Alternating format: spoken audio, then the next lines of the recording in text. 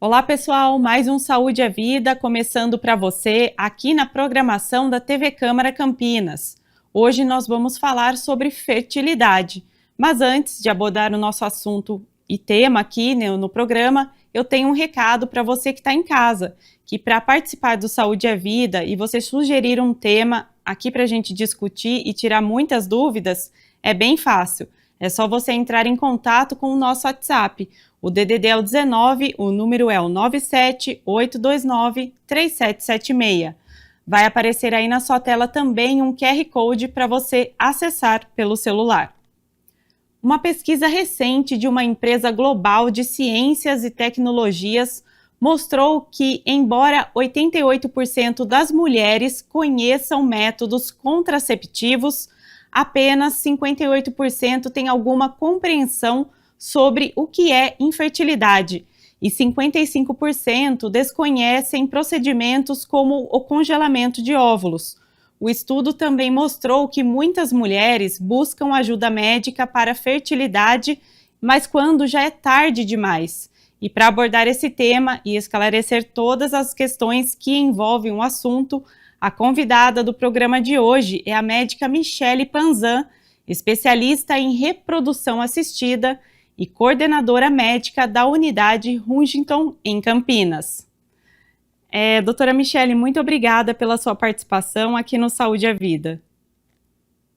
Eu que agradeço, Ana Paula, por poder participar e esclarecer as dúvidas de todos. Com certeza. Doutora, vamos falar um pouquinho como que uma pessoa descobre se ela é infértil? A gente define infertilidade como aquele casal que tem menos de 35 anos, né? A mulher tem menos de 35 anos e está tentando engravidar por um período de 1 ano. Um casal, então, que tem relações sexuais regulares de 2 a 3 vezes por semana, que a mulher menstrua regularmente, né, pelo menos uma vez a cada 40 dias, e que não engravida num período de 1 ano, é considerado um casal infértil e tem necessidade de investigação. Quando a mulher tem mais de 35 anos de idade e também segue as mesmas regras, né? Relações sexuais regulares, ciclos, menstruações regulares, o período cai. Então, aquele casal que tenta engravidar por um período de 6 meses e não acontece a gravidez também é considerado um casal infértil e que tem necessidade de investigação. Agora, doutora, a infertilidade, ela não é uma questão só das mulheres. Os homens também são inférteis, né? Sim. O que a gente divide por porcentagem, né? Normalmente, a gente diz que 40% das causas de infertilidade são femininas, 40% são masculinas e 20% das vezes é do casal. Né? Então, tanto o homem quanto a mulher podem ter alguma causa de infertilidade.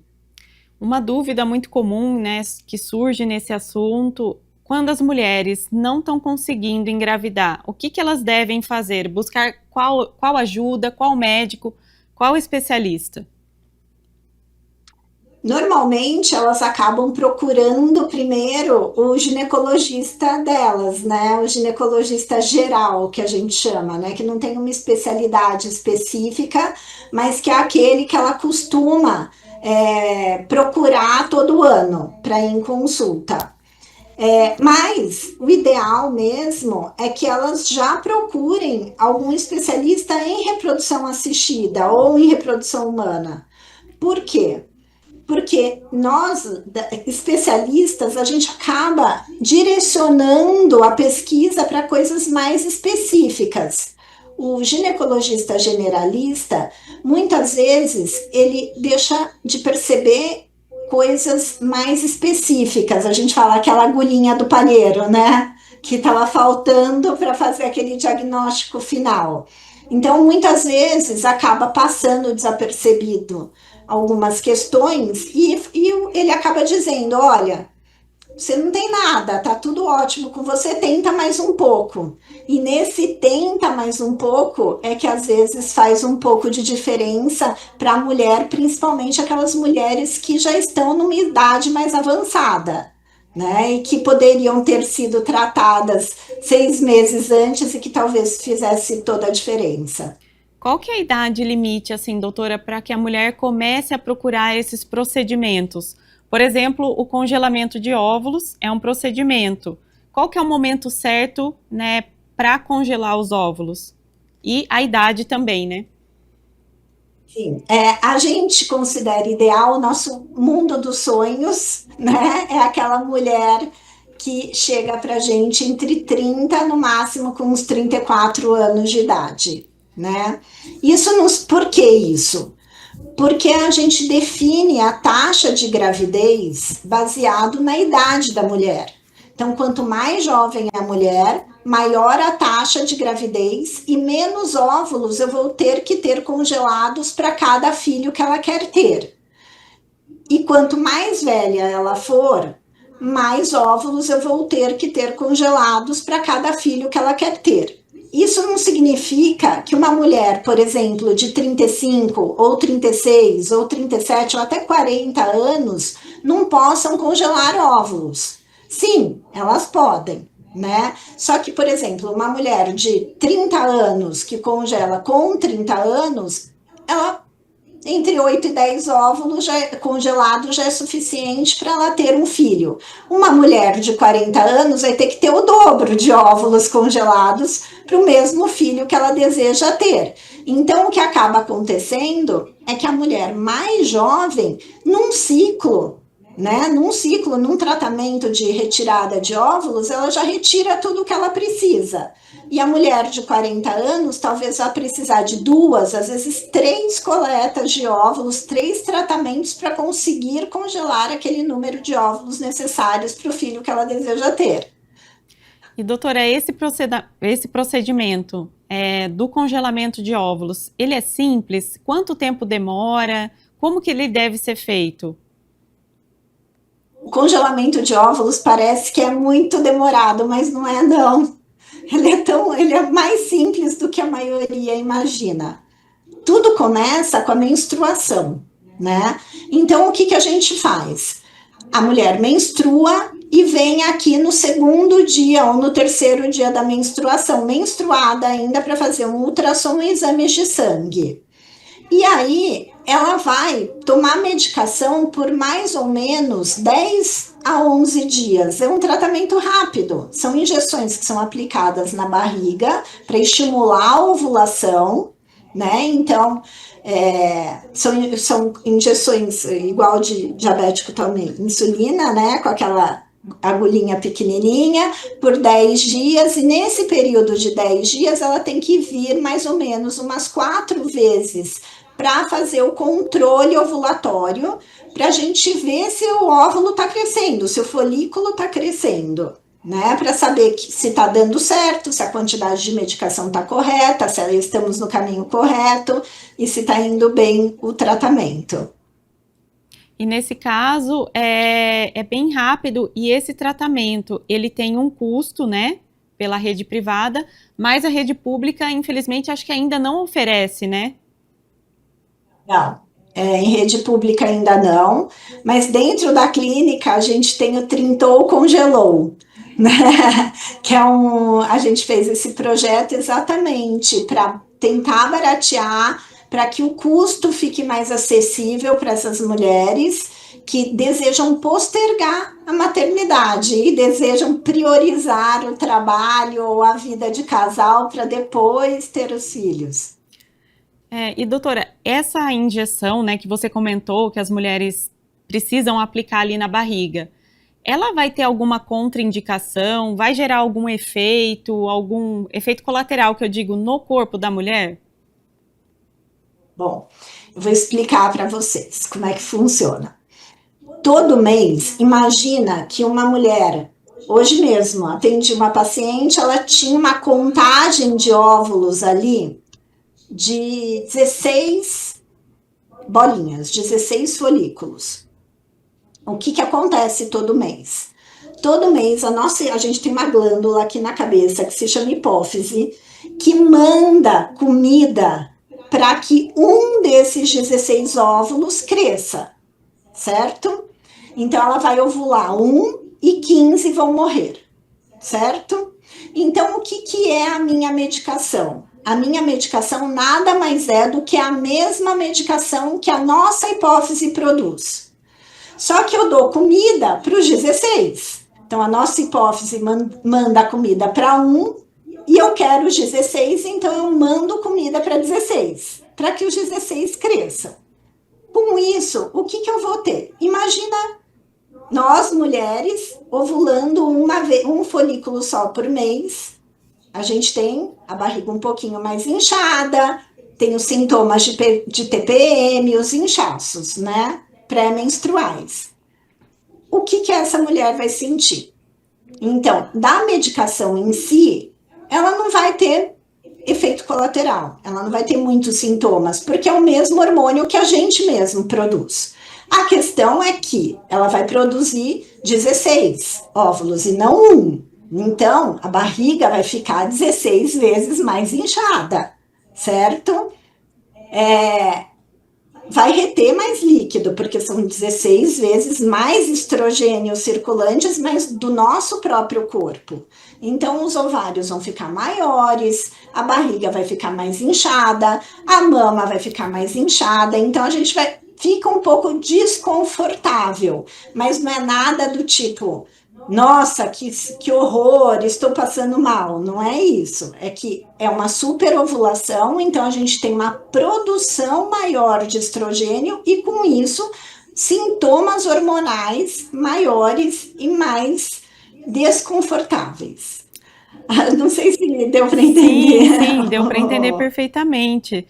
E, doutora Michele, como que é feita, né, toda essa investigação a respeito da infertilidade? Tem algum exame específico que faz uma medição ali hormonal? Sim. Nós temos alguns exames básicos que a gente recomenda. Um deles é o hormônio antimileriano, que é um exame de sangue e que faz que mede a reserva ovariana, né, da mulher. Então, quanto tempo e quantos óvulos, qual é a reserva? Se está mais perto da menopausa ou mais longe da menopausa. Além disso, a gente faz toda uma investigação de sangue, né, de exames hormonais, de tireoide, de prolactina, a gente investiga endometriose, faz uma série de sorologias, investiga também a parte de trombofilia para saber se essa paciente tem risco de rejeitar o embrião ou não.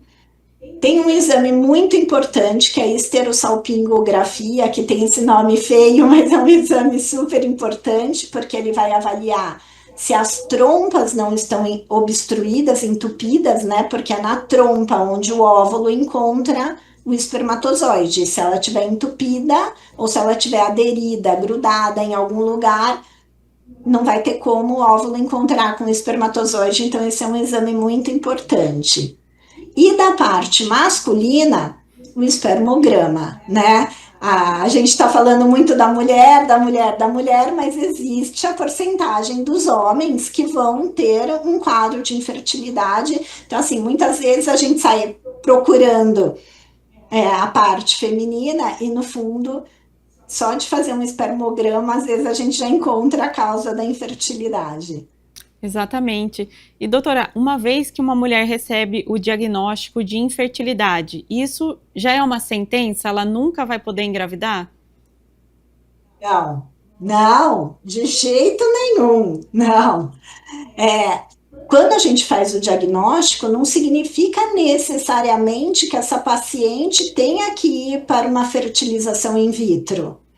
O diagnóstico, ele pode ser no sentido, olha, o esperma, ele não está tão bom, mas ele pode melhorar. Então, existem medicações que podem fazer com que esse esperma melhore. E nem precise de uma fertilização in vitro. Ou então ela tem a trompa obstruída. Existem cirurgias que podem desobstruir a trompa. Se ela tem endometriose, existem cirurgias que podem ser feitas. Então, assim, às vezes a tireoide que está um pouquinho desregulada, você regula a tireoide lá e ela ovula direitinho e engravida. Ou tem uma infecção, você trata a infecção, que é uma coisa boba, toma lá 7 dias de antibiótico e no mês seguinte engravida. Então, assim, o diagnóstico, ele não necessariamente indica uma fertilização in vitro, mas indica onde está o problema e o que deve ser resolvido, inclusive antes de uma fertilização in vitro. Doutora, até tocando nesse assunto da fertilização in vitro, eu gostaria que você explicasse sobre esse procedimento, o que é e também como que ele é feito, e em que casos que precisa, né, ser realizado também. A fertilização in vitro, o que ela é? É quando eu retiro o óvulo, né? Eu faço uma coleta de óvulos, é um procedimento que precisa de sedação, né? Então, a paciente, como de endoscopia ou de uma colonoscopia, então a paciente, ela é estimulada com as mesmas injeções do jeito que eu expliquei anteriormente, e aí ela vai para a coleta de óvulos. Então, quando essas bolinhas, os folículos, lá, os 16 folículos, por exemplo, estiverem grandes, né? Ela vai para essa retirada de óvulos. Como é que funciona? Então, ela toma essa sedação, dá uma dormidinha. Enquanto ela dorme, eu entro com uma agulha pela parede da vagina e faço a aspiração desses óvulos pela parede da vagina. E esses óvulos são avaliados pela embriologia, elas são biomédicas, que são especialistas em óvulos e espermatozoides. Ao mesmo tempo, o marido faz a coleta de esperma, né? E aí a gente junta o óvulo com o esperma em laboratório e acompanha o crescimento desse embrião até ele chegar à fase de blastocisto, que é aquele embrião com células incontáveis, né? Como se fosse uma massinha. E aí a gente tem duas opções, na verdade. A gente tem a opção de colocar o embrião de volta no útero imediatamente, ou a gente tem a opção de congelar este embrião para colocar de volta no útero no mês seguinte ou quando eles desejarem. Esse tipo de tratamento, ele está indicado, então, para aqueles casais onde o homem tem uma contagem de esperma abaixo de 5 milhões, né? Então, lá no espermograma vem uma contagem muito baixa. Ele também está indicado para aquelas pacientes que têm algum fator tubário, né, na trompa, então que a trompa não consegue fazer o encontro do esperma com o óvulo. E em alguns casos que a gente chama, quando a gente não tem um diagnóstico preciso e a gente não consegue, na verdade eu costumo dizer que não é que não existe uma causa, a causa ela existe, eu só não consigo dizer qual é porque eu não sei o que está acontecendo exatamente lá dentro da trompa, né? Então, nesses casos que a gente chama de infertilidade sem causa aparente, também é uma indicação. E naquelas pacientes que acabam tendo uma reserva ovariana menor do que o que a gente espera e a gente tem que acelerar o passo, né? Tipo, não dá para ficar esperando um ano para ver se ela consegue engravidar ou não, sendo que às vezes ela está mais próxima da menopausa. Então, não dá para ficar enrolando, tem que ir direto para a fertilização in vitro. E, doutora, hoje as mulheres, elas têm buscado muito esse congelamento, né, dos óvulos, até por conta da carreira, dessa questão profissional, de esperar um pouco aí para ser mãe. A senhora tem visto também essa crescente procura por esses procedimentos?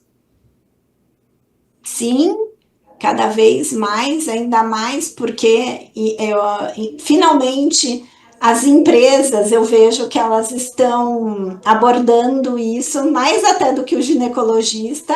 As próprias empresas têm valorizado, né, o funcionário e visto a importância para a mulher que está ali se dedicando ao trabalho, está se dedicando à empresa e que tem desejo da maternidade. Então, muitas empresas têm custeado isso, né, para as próprias funcionárias. Então, eu vejo que isso aumentou a procura. E também eu acho que as mulheres estão escutando mais, né?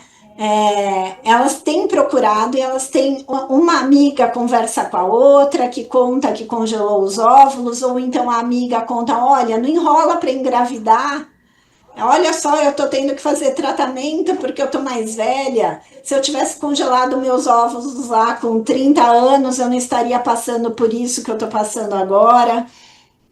Mas eu ainda sinto que os ginecologistas gerais, eles têm que abordar mais isso com as pacientes, né? Eles têm que conscientizar, tipo, a paciente chegou lá para uma consulta de rotina, tá com 30 anos, às vezes tem marido, mas não quer ter filhos ainda, ou então quer postergar, ou então não tem um parceiro ou uma parceira, né? Então, por que não questionar? Você vai querer ter filhos? Você já pensou sobre ter filhos ou não? Né? Eu costumo dizer que o congelamento de óvulos é o seguro do nosso carro.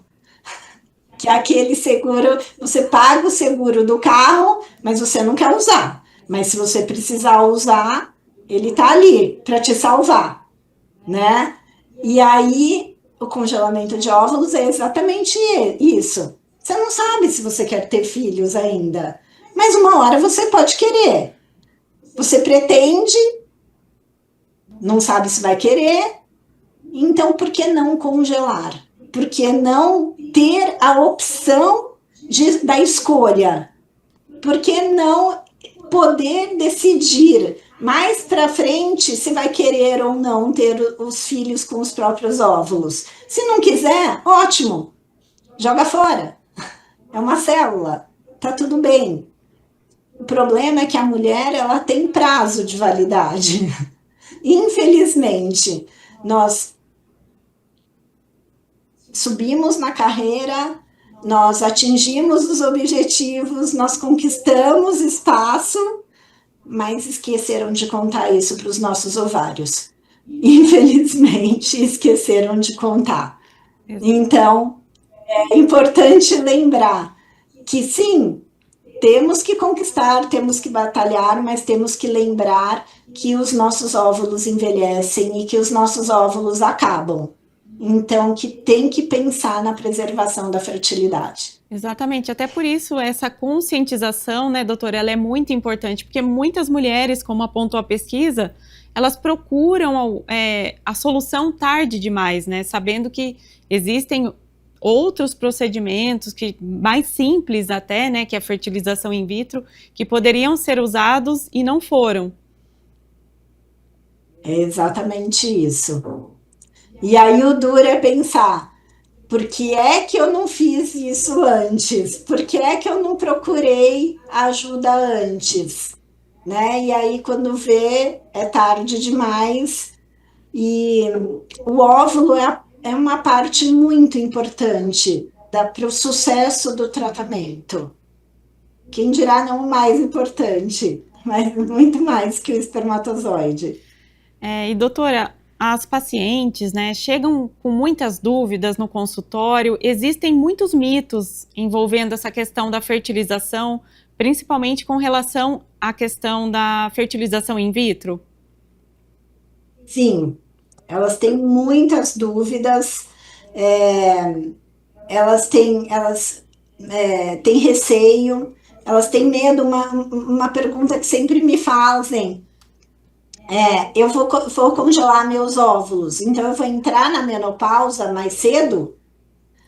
Não, não vai entrar. Eu só vou tirar os óvulos daquele lote que naturalmente ela perderia, que naturalmente morreriam, né? Como eu disse, ovula um, o restante morre. Eu só vou aproveitar todos os óvulos daquele lote de óvulos. No mês seguinte vai vir um outro lote. Então, não estou antecipando a menopausa. Tem muitas perguntas, muitas dúvidas. Exatamente. E tem os avanços da medicina, né, doutora, que a gente sabe que hoje a gente já consegue fazer aquela biópsia embrionária para identificar futuras doenças. Isso é importante também, esse crescimento, esse avanço da medicina com relação não só à reprodução, né, mas também com relação às próprias doenças. Sim, sem dúvida. Hoje a gente consegue diagnosticar no embrião doenças que são transmitidas, né, de pai para filhos, né? Então, por exemplo, a fibrose cística, a talassemia, anemia falciforme, patologias como o X frágil. Então, todas essas doenças genéticas que são que podem ser transmitidas de pai para filho, elas podem ser diagnosticadas no embrião antes de que esse embrião volte para o útero. Isso são doenças mais específicas, mas além disso, no próprio embrião, a gente consegue diagnosticar todas as trissomias e monossomias, que são síndrome de Down, síndrome de Edwards, Turner, Patau, Klinefelter, que são essas síndromes que são as síndromes mais comuns e que também a gente consegue diagnosticar e detectar no embrião antes de colocar ele de volta no útero. E doutor, o que as pessoas, tanto homens quanto mulheres, podem fazer para aumentar a fertilidade? Tem algum segredo aí? Para aumentar, na verdade, não tem, mas tem para não diminuir, né? Então, evitar bebida alcoólica, tabagismo, então fazer esporte, comer frutas, comer verduras, não viver só de fast food. Então, é uma qualidade de vida boa, equilibrada, para que a fertilidade ela permaneça estável, pelo menos de acordo com a idade de cada pessoa. E doutora, por que é tão difícil, né, a mulher engravidar aí de forma natural, né? Eu digo depois dos 40. A gente tem casos, né? Isso pode acontecer, mas é bem mais difícil. Então, é bem mais difícil, por quê? Porque a qualidade do óvulo, ele diminui. Então, quando o óvulo ele não é de boa qualidade, ele acaba não fertilizando. Ou se fertiliza, essa mulher até engravida, mas evolui para abortamentos. Então, se o óvulo não é bom, mesmo que a trompa pegue esse óvulo, mesmo que esse óvulo encontre com o espermatozoide, ele acaba não virando embrião porque ele perdeu qualidade. E às vezes ele até fertiliza, mas quando ele fertiliza, ele forma embriões com alterações genéticas e a natureza é sábia e não permite que essa gestação evolua e acabe evoluindo para um abortamento, acontecendo um aborto, uma perda gestacional. Então, a idade ovular, como ela altera a qualidade do óvulo e aumenta o risco de alterações genéticas nesses embriões, ela acaba diminuindo a taxa de gravidez nas mulheres a partir dos 38 anos de idade, né? Então, por isso que acaba ficando um pouco mais difícil engravidar. E, doutora, com relação a essa questão ainda, né? No caso das mulheres, elas podem ter algum hábito assim que você considera o mais importante com relação à fertilidade? Como você disse, a gente não tem como aumentar, mas né, não, é possível não diminuir. O mais importante de tudo é, primeiro, não fumam, não fumem, de jeito nenhum. Cigarro acaba com os óvulos. Segundo, ter uma vida equilibrada, nem esporte em excesso, nem em falta. Não pode comer só pizza no final de semana, seu hambúrguer no final de semana? Pode, mas não dá para comer pizza e hambúrguer a semana inteira, né? Então, ter uma vida saudável a semana inteira, com atividade física equilibrada, mas o principal, não fumem. por favor. Doutora, uma dúvida muito comum das mulheres, aquelas que tiveram abortos espontâneos, elas podem iniciar algum tipo de tratamento para fertilização em seguida? Tem que esperar um tempo? Como que é esse processo para essas mulheres? Primeiro, ela precisa de um diagnóstico, né? Existem várias causas de abortamento, né? Então, a gente divide em causas maternas e causas fetais. Então, antes de começar um tratamento, mesmo que seja de fertilização in vitro ou qualquer outro tipo de tratamento, é importante que ela tenha um diagnóstico, né, do porquê está abortando. E aí, a partir desse diagnóstico, sim, ela pode em seguida, ela não precisa ficar esperando muito tempo para fazer um tratamento. Normalmente a gente espera ter uma menstruação espontânea. Então, aquela mulher que teve um abortamento, aquela primeira menstruação, ela é o sangramento do aborto. Então, ela não conta. Mas a partir da menstruação seguinte, em que ela já ovulou, está menstruando espontaneamente, aí ela já pode ir para um tratamento, mas é muito importante que antes que vá para um tratamento, que ela tenha um diagnóstico do motivo do abortamento, porque às vezes ela vai para um tratamento e o tratamento não vai resolver, né? E não é a fertilização in vitro às vezes não é o tratamento. Exatamente. Doutora, agora eu queria que a senhora falasse um pouquinho sobre as opções de fertilidade para as famílias LGBTQIA+. Quais seriam, né, as possibilidades? Tá. Para esses casais, então, no caso de meninas, né, a gente pode usar o óvulo de uma delas ou até das duas, aí é a opção, elas que decidem, e aí elas adquirem o esperma de banco de esperma, que pode ser nacional ou pode ser internacional, e aí a gente dá as opções e também ensina elas como acessar e como fazer as escolhas. E aí uma delas ou as duas, aí elas que decidem, passam por essa estimulação ovariana, são as injeções na barriga, pela coleta de óvulos, e aí a junção do esperma com o óvulo em laboratório. Para os meninos, diga. Não, pode falar, pode continuar.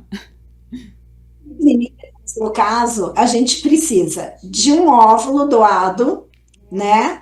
E a gente precisa de um útero de substituição, né? Então, o óvulo doado, no caso aqui da clínica, a gente tem um banco de óvulos, de doadoras de óvulos. Então, a gente tem esse banco e dentro do nosso banco eles podem escolher a doadora. Ou também a gente pode adquirir de bancos internacionais.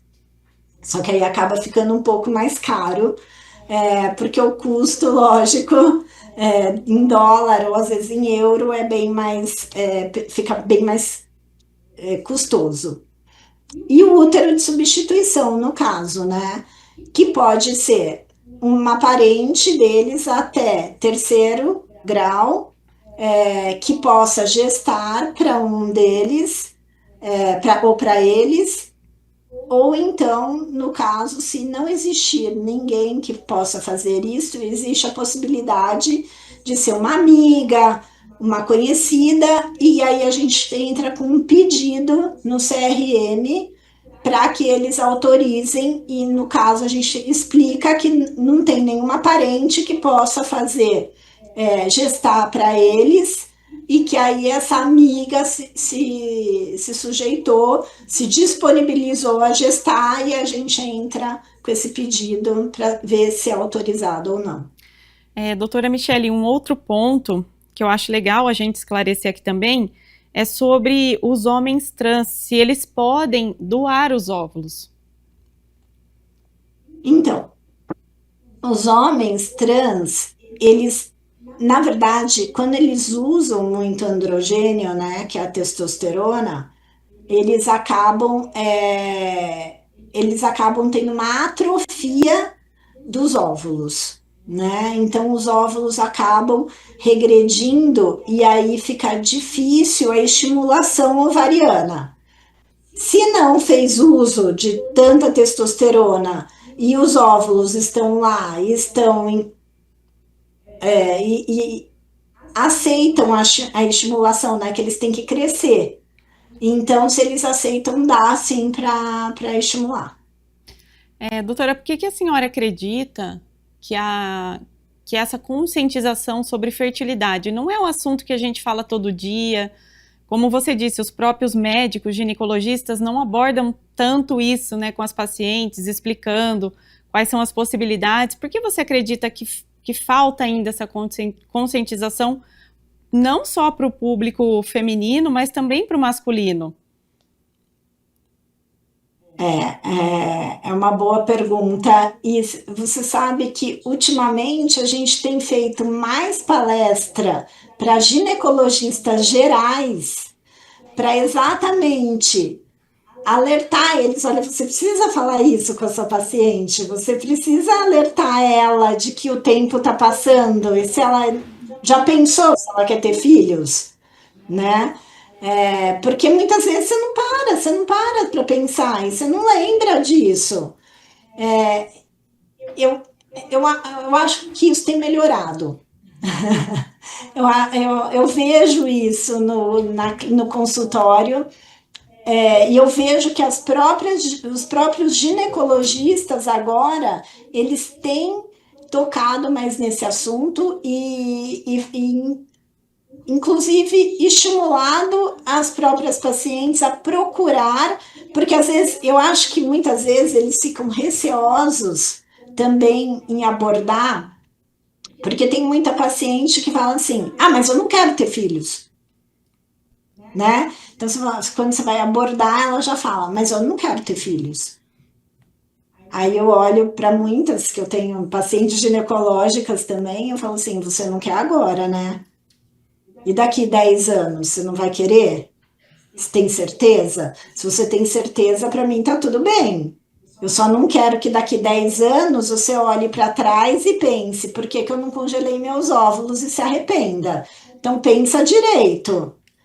Né? Então, muitas vezes, eu acho que eles não abordam, não é nem porque pelo desconhecimento ou pela falta de tempo, mas é porque também, às vezes, os pacientes não dão abertura para isso.